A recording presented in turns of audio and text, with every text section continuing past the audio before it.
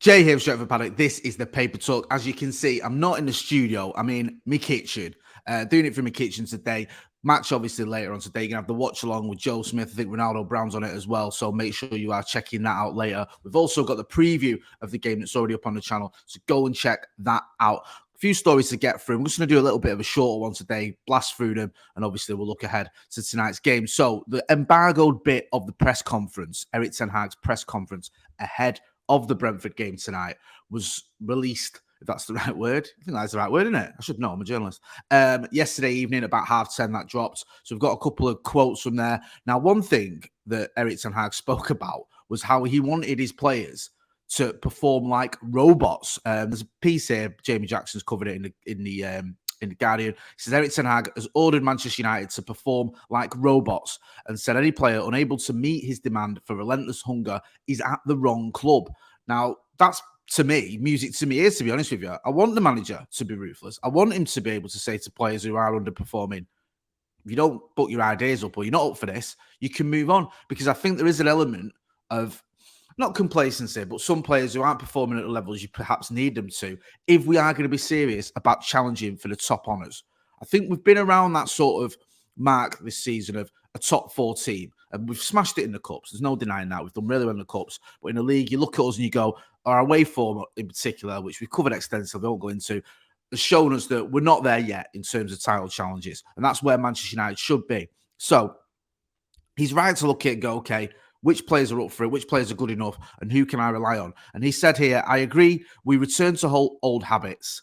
When he was asked about sort of how, looking back, 4-0 against Brentford earlier on in the season, they sort of turned that around.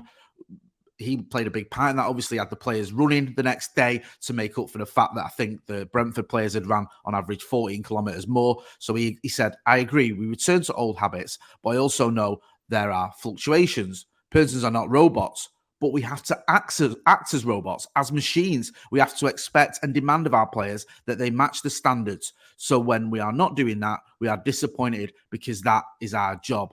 He says that his players, he goes on to say that he believes his players can be machine-like because we have shown in so many games that we did it. It was a tough, very strong belief, confidence and passion and togetherness we have, and shown it in many games and big games. We have shown we can win the games, but you have to do it in every game because that is the demand of Manchester United. I love that. He's right. It is. It's no good saying, oh, well, we won the Carabao Cup, so we can just take our foot off the pedal. We beat Barcelona in the Europa League. We've beaten City, we've beaten Arsenal, we've beaten Liverpool at home.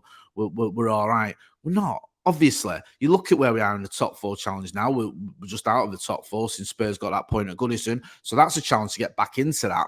And then also, we've got some big cup games coming up. We've got the semi-final against Brighton, of course. We've got the quarter-final against Sevilla in the Europa League. So there's a possibility there to win 2 more trophies, and we need to solidify top 4. I know if you win the Europa League, you get Champions League football, but still, Manchester United should be getting top 4. We shouldn't be relying on a one-off game in the Europa League, to make sure we've got Champions League football. We need to get Champions League football next season. So he was asked about just how ruthless he's going to be in the summer, because we had a video the other day when we looked at it saying, is he going to, I think it was on the Paddock podcast, we said, is he going to start wielding the axe in the summer? A lot of players, you look at them go, they might not be here next season. He said, let's be fair. I know how football is, talking in the emotion after one defeat, but we are in the right position, and this squad is doing that. You can talk about deficits, and every squad has deficits, but I trust my players to give good performances and get best results. They have shown it so many times, and then he's named the games that I've just named. They can do it, so don't talk about what is coming after the season. I trust my players, and they deserve it. So he's playing his cards a little bit closer to his chest there in terms of what's going to happen in the summer. But it doesn't take a genius to work out what's going on here.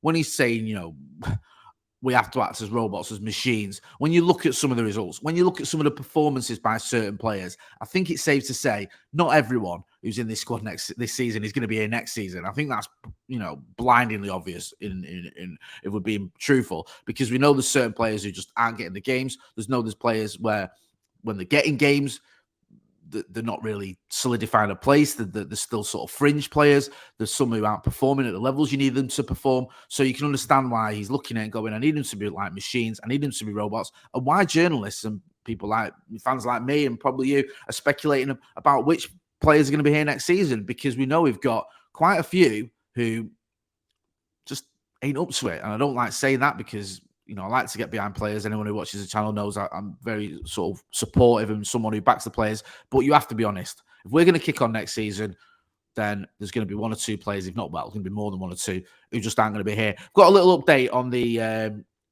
takeover, because I know that's a hot topic. Everyone wants to always hear about the takeover. There was this story doing the rounds, wasn't there, about UK officials flagging concerns about Sheikh Jassim's Man United takeover, as his record questions an article in the Mirror, and it says officials from the UK government have raised concerns about Manchester United bidder Sheikh Jassim bin Hamad Al Thani. Al Thani is one of the frontrunners to buy the Red Devils, with the Qatari banker going up against British billionaire Sir Jim Ratcliffe. The takeover process is continuing to drag on, it really is, with the Rain Group expected to provide an update to the bidders this week. Goes on to say there about him, you know, maybe facing an obstacle, concerns being raised about his previous business record, and some members of the, you know, the government, no one's being named who it is in the government, voicing their concerns. But it also says, you know, there's not just this article, there's several articles saying that he's feeling confident. He says, while senior officials are raising concerns, it is said there is no suggestion that the government will block even Sheikh Jassim's bid, but there is a feeling that ministers may pressure the Premier League to further scrutinise Sheikh Jassim. So, listen, scrutinising, fine. I'd expect that from anyone who's potentially buying Manchester United.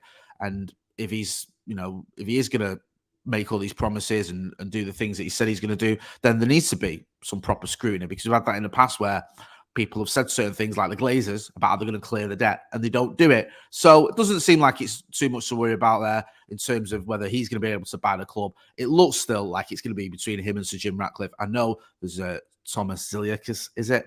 The Finnish entrepreneur. Doesn't seem like he's got much of a chance. To me, I might be wrong. I'm not ITK, but from what the noises he's making about, let's team up and let's all do it together, you know, Sheikh Jassim, Jim Ratcliffe and him, or I'm going to buy half the club and the fans can buy the other half. Whilst that is, you know, quite noble, a noble idea to sell or to own the club with the fans, it's not realistic in my opinion. I don't see it happening. And I think the only way the club is going to get sold is if Sir Jim Ratcliffe or Sheikh Jassim meet the Glazers' demands. It's not set in stone yet that that's happened. It looks like we could have a third round of bidding. We don't know. There could be a third round of bidding.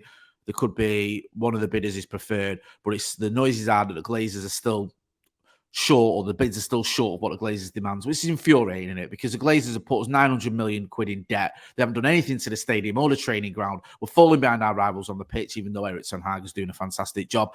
And now the Glazers are demanding, what, 6 billion quid for almost wrecking the club?